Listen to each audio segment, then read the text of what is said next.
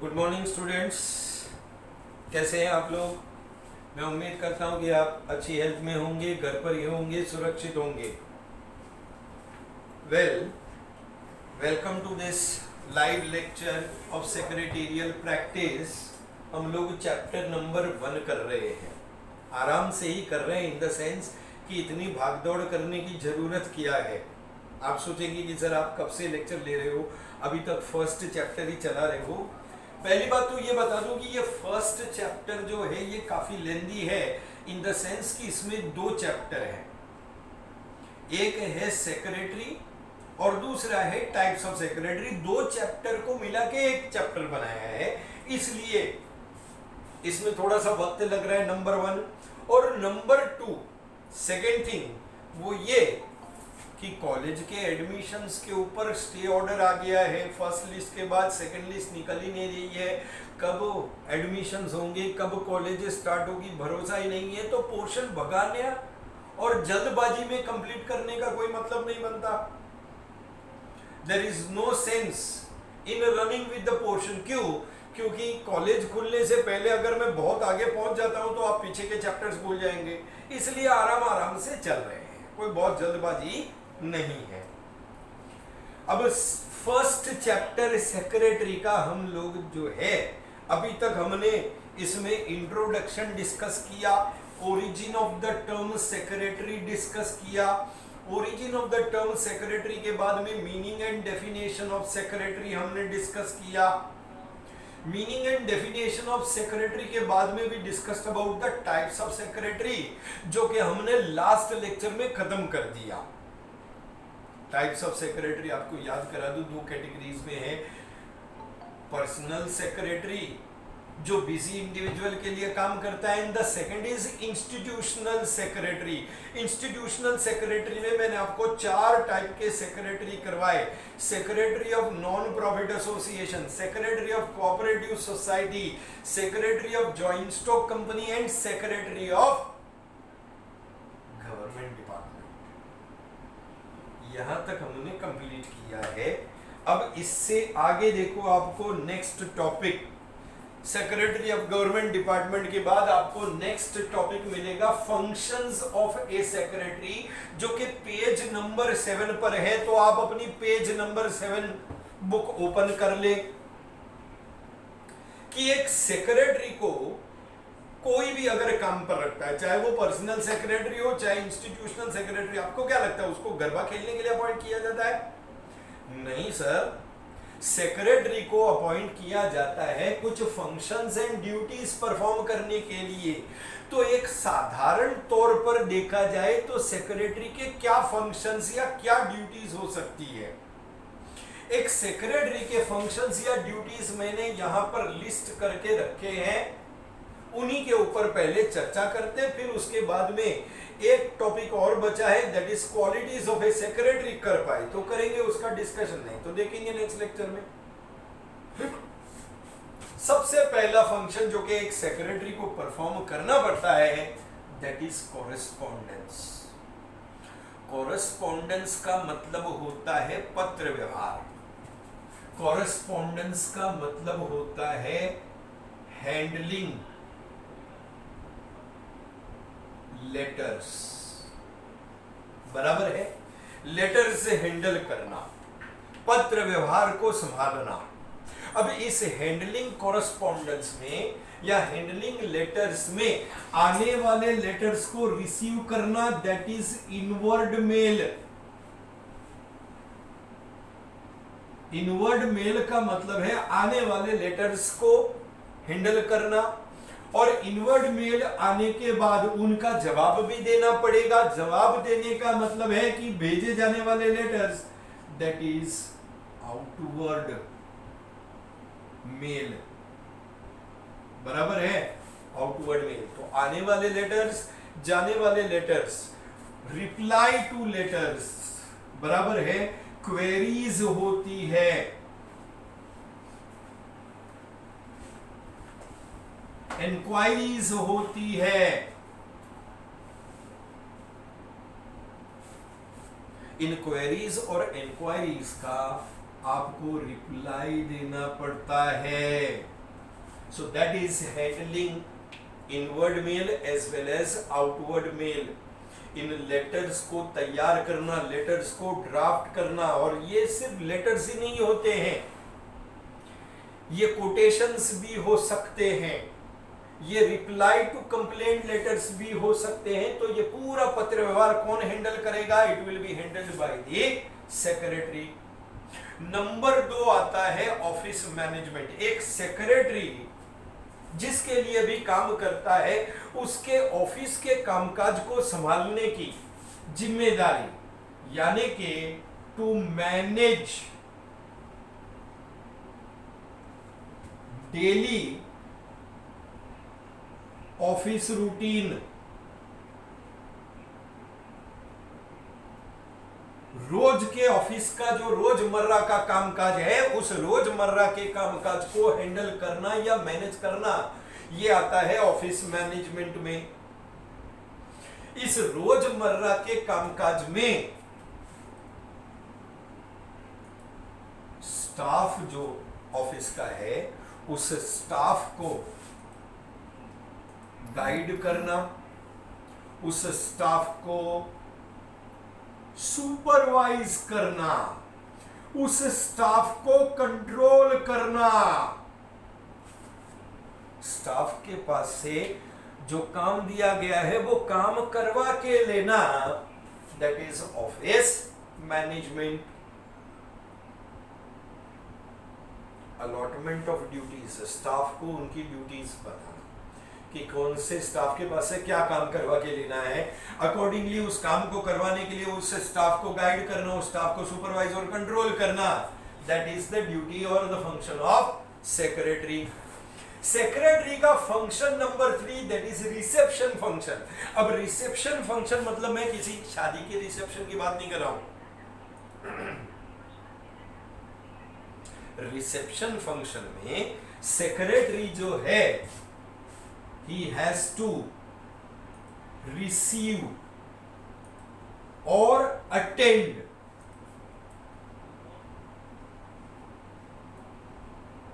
Telephone calls. Office में जो telephone calls आते हैं, क्योंकि बॉस बहुत बिजी व्यक्ति है, सेक्रेटरी जिसके लिए भी काम करता है, उसके ऑफिस में आने वाले टेलीफोन कॉल्स को रिसीव करना या अटेंड करना, और साथ साथ में ऑफिस में यदि कोई विजिटर आता है तो उन विजिटर्स को रिसीव करना या अटेंड करना।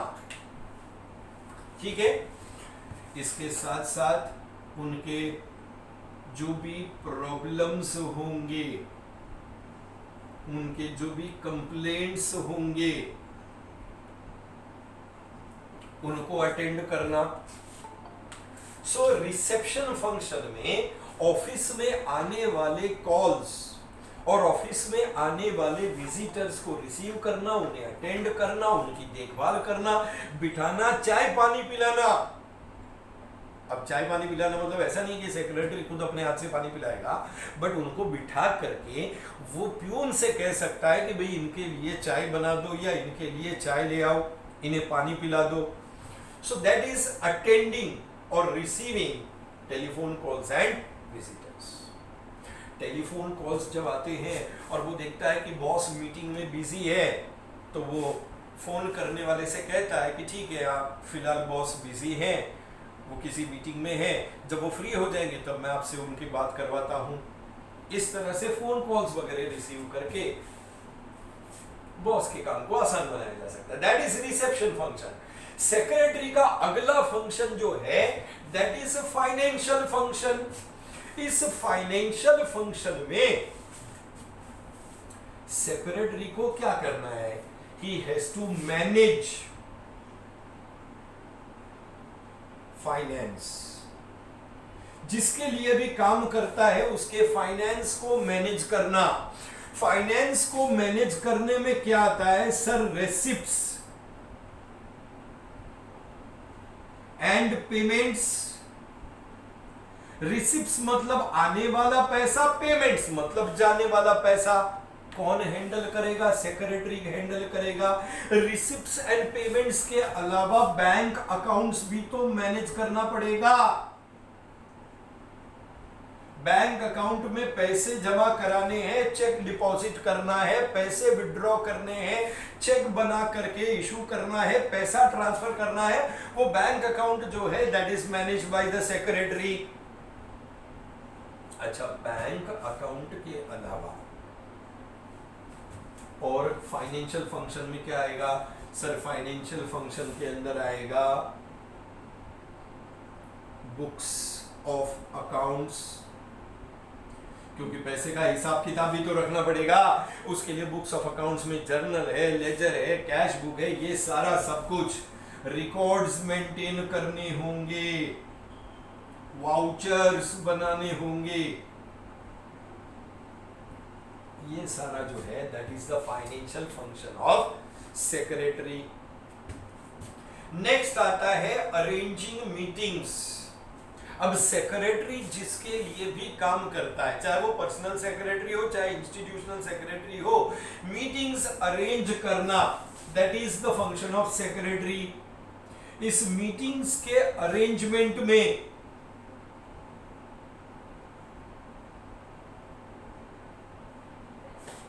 पर्सनल सेक्रेटरी होगा तो अपने बॉस की मीटिंग आउटसाइडर्स के साथ फिक्स करेगा।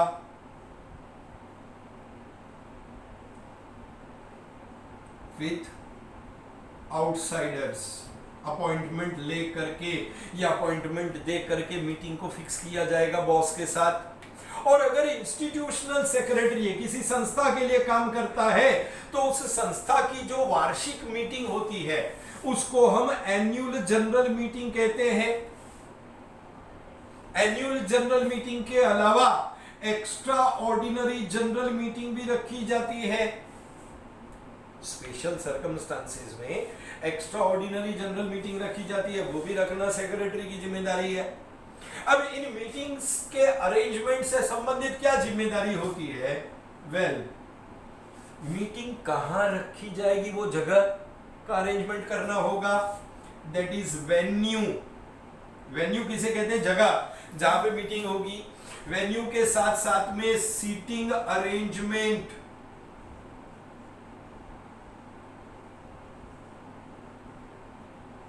क्योंकि जो लोग मीटिंग में आएंगे उनको हम जमीन पे तो बिठाएंगे नहीं, टेबल कुर्सी का इंतजाम करना पड़ेगा। Okay, seating arrangement. इसके अलावा मीटिंग में लोगों को बुलाने के हिसाब से नोटिस तैयार करके सबको नोटिस भिजवाना। मीटिंग में क्या काम करने वाले हैं उन कामों की लिस्ट भी बना करके भेजना होगा, जिसको हम एजेंडा कहते हैं। क्या कहते हैं? एजेंडा। तो secretary will have to prepare notice and agenda.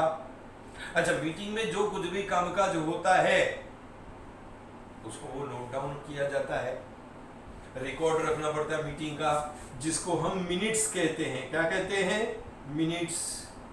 सो ये नोटिस प्रिपेयर करना, एजेंडा प्रिपेयर करना, मिनट्स प्रिपेयर करना, that is the function of secretary while arranging the meetings. Meetings arrange करने के अलावा सेक्रेटरी का नेक्स्ट फंक्शन क्या है? Statutory function. स्टैट्यूटरी शब्द एक ऐसा शब्द है जिसके बहुत सारे मीनिंग निकलते हैं। You have many meanings of the word statutory. यहां पर स्टैट्यूटरी का मतलब है legal, that is as per law. कानूनी तौर पर सेक्रेटरी को कुछ ड्यूटीज परफॉर्म करनी होती है। ये ड्यूटीज कानून के हिसाब से बताई गई है, जैसे कि समय समय पर रजिस्ट्रार को रिटर्न्स फाइल करना। अब ये रिटर्न्स बेसिकली इनकम टैक्स कानून के मुताबिक होता है। सेक्रेटरी को इनकम टैक्स एक्ट के मुताबिक इनकम टैक्स के रिटर्न्स फाइल करने होंगे, टैक्स जमा कराना पड़ेगा। इसके अलावा दूसरे भी रिटर्न्स फाइल किए जाते हैं, जैसे जीएसटी के रिटर्न्स फाइल करना। तो जो भी सरकार ने कानून बनाया है, उन कानून के मुताबिक कानूनी कार्रवाई समय समय पर पूरी करनी होती है, और ये कानूनी कार्रवाई पूरा करना, that is the statutory function of the secretary. That is statutory function of secretary. Number 7 आता है assistance in formulating policies.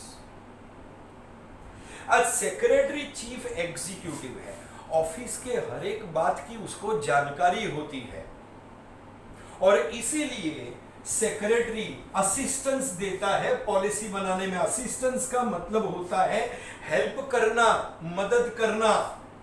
So secretary provides information. Secretary के पास ऑफिस के कामकाज की पूरी जानकारी है। सेक्रेटरी इंफॉर्मेशन देता है किसको? कंपनी के मैनेजमेंट को, और कंपनी का मैनेजमेंट इसी इंफॉर्मेशन के आधार पर फ्रेम करता है पॉलिसीज। फ्रेम पॉलिसीज का मतलब है पॉलिसीज बनाना। तो सेक्रेटरी चीफ एग्जीक्यूटिव है, उसे कंपनी के कामकाज की पूरी जानकारी है, वो ये जानकारी मैनेजमेंट को देता है, और मैनेजमेंट इसी जानकारी के आधार पर पॉलिसीज बनाता है for the organisation. That is assistance in formulating policies. Number 8 है प्रोवाइडिंग इंफॉर्मेशन। रिपीट है, लास्ट के 2 पॉइंट रिपीट है। रिपीट इन द सेंस कि एडमिनिस्ट्रेटिव फंक्शंस जो है बेसिकली ऑफिस मैनेजमेंट से ही संबंधित है। Administration function means administration of office. इसमें ऑफिस के स्टाफ को अपॉइंट करना, उस स्टाफ को उसकी ड्यूटी समझाना, उस स्टाफ को कंट्रोल और सुपरवाइज करना, उस स्टाफ को समय समय पर प्रमोशन देना, इंक्रीमेंट देना, स्टाफ से संबंधित एडमिनिस्ट्रेटिव फंक्शन है। प्रोवाइडिंग इंफॉर्मेशन में एज आई टोल्ड यू कि सेक्रेटरी ऑर्गेनाइजेशन का चीफ एग्जीक्यूटिव ऑफिसर है, उसे कंपनी के हर कामकाज की जानकारी यानी कि इंफॉर्मेशन होती है, और ये इंफॉर्मेशन वो शेयर करता है टॉप मैनेजमेंट के साथ, ताकि मैनेजमेंट इसी जानकारी के आधार पर ऑर्गेनाइजेशन को चला सके। So these are the functions that are to be performed by a secretary, जो कि एक सेक्रेटरी को परफॉर्म करने पड़ते हैं। Okay, so that was one question. ये आपको शॉर्ट क्वेश्चन के रूप में पूछा जा सकता है for 5 marks. Explain the functions of A secretary. Okay, अब इसके बाद एक लास्ट टॉपिक जो बच गया है इस चैप्टर में, उसका डिस्कशन कर लेते हैं। थोड़ा सा समय दीजिएगा, मैं जरा बोर्ड इरेज कर दूं, और बोर्ड इरेज करने के बाद पॉइंट्स लिख लेता हूं, फिर उसके ऊपर हम डिस्कशन करेंगे। लास्ट जो क्वेश्चन है, वो last question is qualities of A secretary. ये क्वालिटीज ऑफ ए सेक्रेटरी आपको मिलेगा ऑन पेज नंबर 8।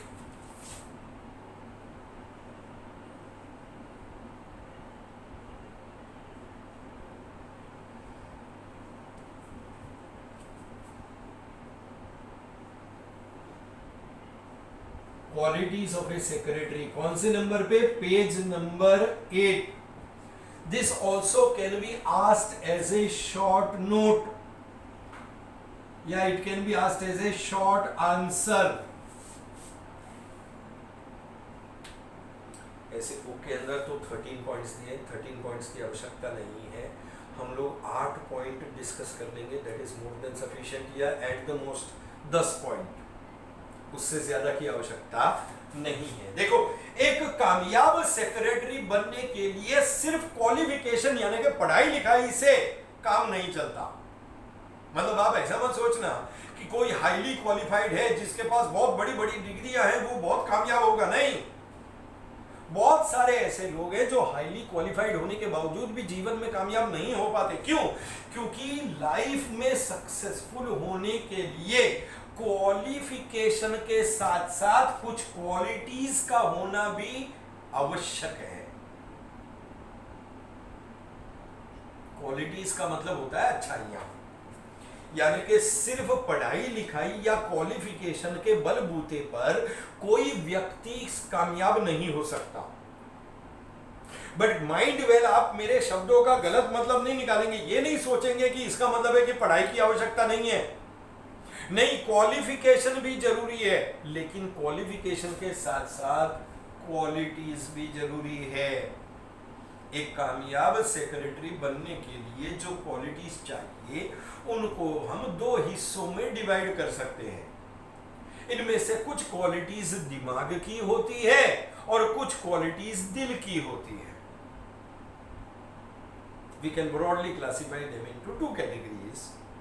उसके बारे में बाद में देखते हैं। पहले जस्ट एक जनरल सिंपल तरीके से स्टार्ट करते हैं कि भाई एक कामयाब सेक्रेटरी बनने के लिए जो क्वालिटीज चाहिए वो कौन कौन सी है। सर, सबसे पहला फर्स्ट जो है that is accuracy.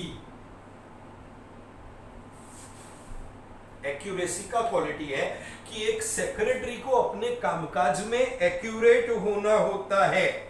Accurate means he must be correct in all that he does। जो कुछ भी करे सही करे, विदाउट मिस्टेक्स, यानी कि गलती ना करे, नहीं तो ये गलती बहुत भारी पड़ेगी। किसको? जिसके लिए काम करता है उसको। आज सेक्रेटरी बुक्स ऑफ अकाउंट्स लिखता है, बैंक अकाउंट हैंडल करता है, पैसों का लेन देन संभालता है।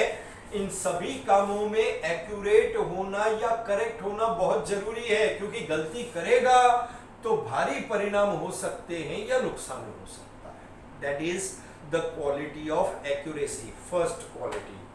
सेकेंड क्वालिटी देखो आपको मिलेगा नंबर 2, दैट इज अडेप्टेबिलिटी।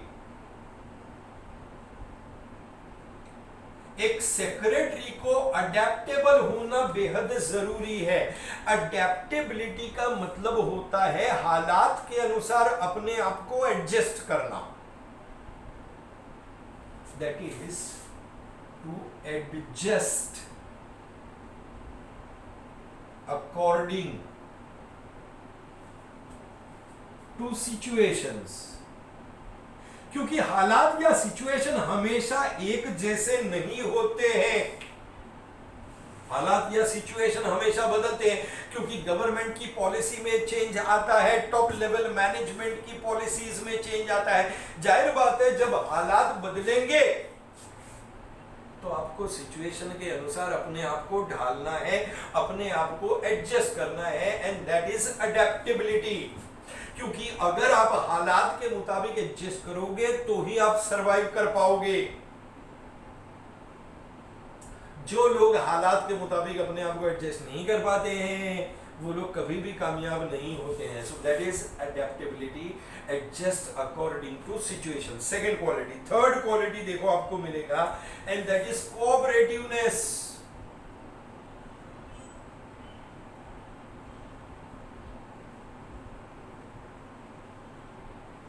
एक सेक्रेटरी जहां पर काम करता है वहां पर वो कई दूसरे लोगों के साथ ऑफिस में कामकाज कर रहा है, तो उसका जो एटीट्यूड है या उसका जो काम करने का तरीका है वो कोऑपरेटिव होना चाहिए, यानी कि सहकार वाला स्वभाव होना चाहिए। He should be willing to help others. जिनके भी साथ वो ऑफिस में काम कर रहा है हमेशा उनको मदद करने के लिए सेक्रेटरी को तैयार रहना चाहिए, क्योंकि अगर कोऑपरेटिव स्वभाव का होगा, दूसरों को मदद करेगा, तो ही सेक्रेटरी कामयाब हो सकेगा। That is cooperativeness. Next quality देखो आपको मिलेगा number 4, and that is courtesy. एक अच्छा सेक्रेटरी बनने के लिए कर्टियस होना बहुत जरूरी है। कर्टसी का मतलब क्या होता है? What is the meaning of courtesy? Courtesy का मतलब होता है politeness and kindness for others. दूसरों के प्रति पोलाइट होना, दूसरों के प्रति दया रखना, दैट इज कर्टसी। अगर आपका स्वभाव कर्टियस होगा, आप जब दूसरों से अच्छे से पेश आएंगे, तभी आप लाइफ में सक्सेसफुल हो पाएंगे, तभी सेक्रेटरी एक सक्सेसफुल सेक्रेटरी बन पाएगा। सो कर्टसी की क्वालिटी भी होना बहुत जरूरी है, क्योंकि सेक्रेटरी अपने काम के सिलसिले में बहुत सारे लोगों के संपर्क में आता है। जाहिर बात है, बहुत सारे लोगों के संपर्क में आता है तो उनके साथ अच्छा व्यवहार रखना पड़ेगा, पोलाइट बनना पड़ेगा, उनके प्रति मन में दया भाव रखना पड़ेगा, तो ही वो सक्सेसफुल हो पाए। सी कर्टसी के बाद नेक्स्ट क्वालिटी देखो आपको मिलेगा, एंड दैट इज इनिशिएटिव। तो इनिशिएटिव को आप क्या कहेंगे? What is initiative? इनिशिएटिव का मतलब होता है पहल करना या आगे आना। एक कामयाब सेक्रेटरी वही बन सकता है जो खुद आगे आता है, अपनी जिम्मेदारियों को समझ करके अपने काम को कर लेता है, किसी को बोलने की जरूरत ना पड़े। He should always come forward.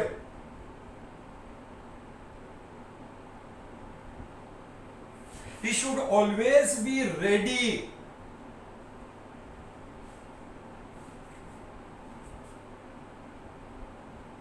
for everything. किसी भी चीज के लिए वो तैयार होना चाहिए, हमेशा आगे आना चाहिए, हमेशा पहल करनी चाहिए, दूसरों के बोलने का इंतजार नहीं करना चाहिए। That is initiative. इनिशिएटिव जो है ना, वॉलेंटरीली अपनी इच्छा से किसी काम को कंप्लीट कर लेना। नेक्स्ट देखो आपको मिलेगा number 6 quality, that is leadership. आज सेक्रेटरी चीफ एग्जीक्यूटिव ऑफिसर है, और चीफ एग्जीक्यूटिव ऑफिसर होने के नाते ऑफिस का पूरा स्टाफ इसके अंडर में काम करता है। अब ऑफिस का स्टाफ सेक्रेटरी के अंडर में अच्छी तरीके से तभी काम करेगा जब सेक्रेटरी में लीडरशिप की क्वालिटी होगी। एक लीडर, अच्छा लीडर क्वालिटी होने के लिए he should be able to lead, अपने ऑफिस के स्टाफ को लीड करना, अपने ऑफिस के स्टाफ को गाइड करना, अपने ऑफिस के स्टाफ को सुपरवाइज करना, अपने ऑफिस के स्टाफ को मोटिवेट करना।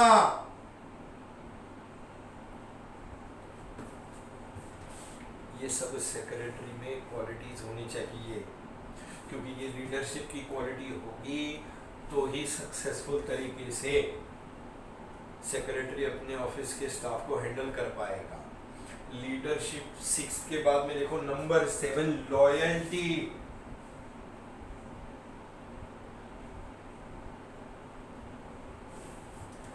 एक अच्छा सेक्रेटरी बनने के लिए लॉयल्टी की क्वालिटी होना बहुत जरूरी है, क्योंकि सेक्रेटरी कौन है? सेक्रेटरी कॉन्फिडेंशियल ऑफिसर है, जिसके लिए भी काम करता है उसका दाहिना हाथ है, कॉन्फिडेंशियल ऑफिसर है। इसलिए अपने मालिक के प्रति वफादार होना बेहद जरूरी है। वो लॉयल्टी का मतलब होता है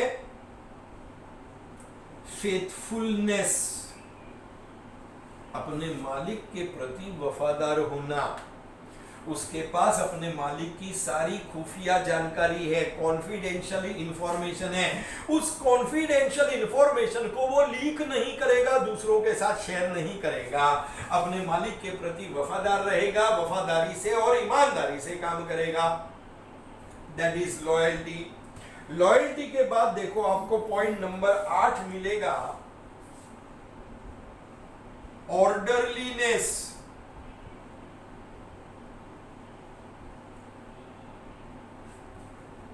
ऑर्डरलीनेस का मतलब होता है व्यवस्थित,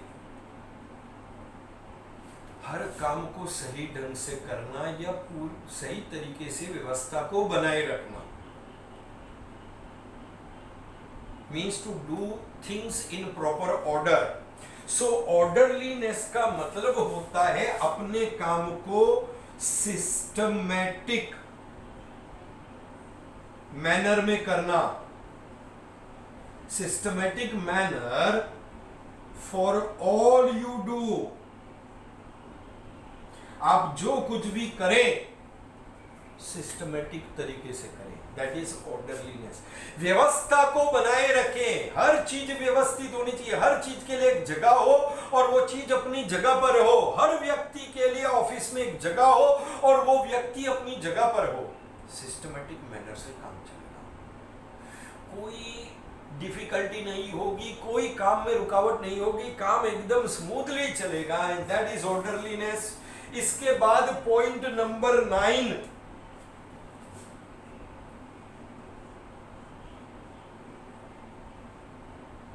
प्लीजिंग पर्सनैलिटी।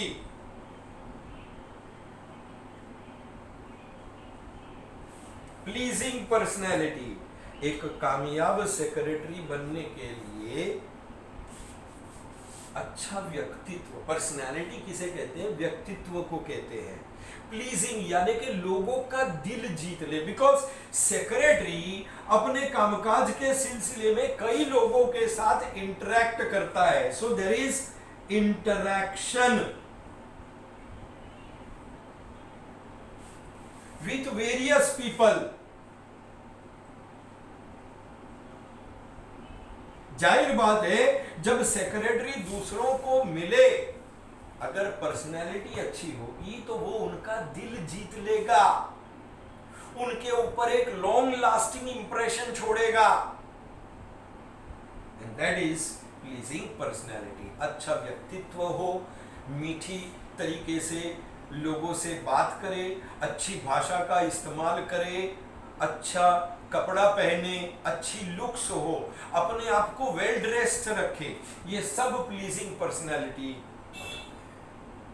प्लीजिंग पर्सनैलिटी के बाद लास्ट पॉइंट जो आज हम डिस्कस करेंगे 10, एंड दैट इज टैक्टफुलनेस। आखिरी वाला पॉइंट नंबर 13 को 10 बना रहा हूं, बाकी के पॉइंट छोड़ दीजिए, 10 पॉइंट काफी है। टैक्टफुलनेस, टैक्टफुलनेस को हिंदी में कहते हैं अक्लमंदी। सही समय पर, सही जगह पर सही बात को बोलना या सही काम को करना, दैट इज टैक्टफुलनेस। सो टैक्टफुलनेस क्या है? टैक्टफुलनेस मीन्स डूइंग और saying,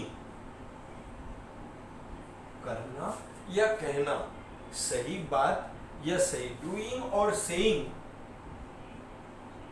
the right thing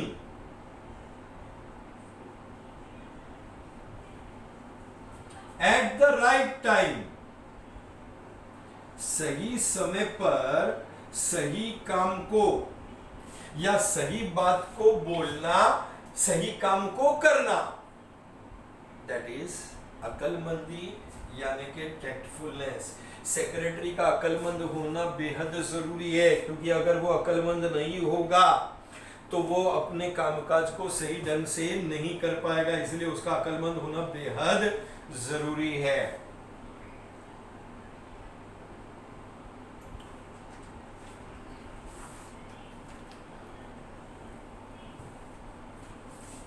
page number 8 और पेज नंबर 9 के ऊपर ही आपको मिल जाएंगे, 10 पॉइंट्स हैं शॉर्ट आंसर के रूप में। अब इसके बाद आप देखेंगे कि चैप्टर खत्म हो गया है। डिस्टिंग्विश बिटवीन, मैंने लास्ट लेक्चर में ही आपसे कहा था गो थ्रू कर लेंगे, डिफरेंट टाइप्स ऑफ सेक्रेटरी में है, ऑब्जेक्टिव्स आंसर्स के साथ दिए हुए हैं, आप उनको देख लीजिएगा। नेक्स्ट लेक्चर में जब हम मिलेंगे तो we will start with a new chapter, chapter number 2 start करूंगा, ठीक है ना। सो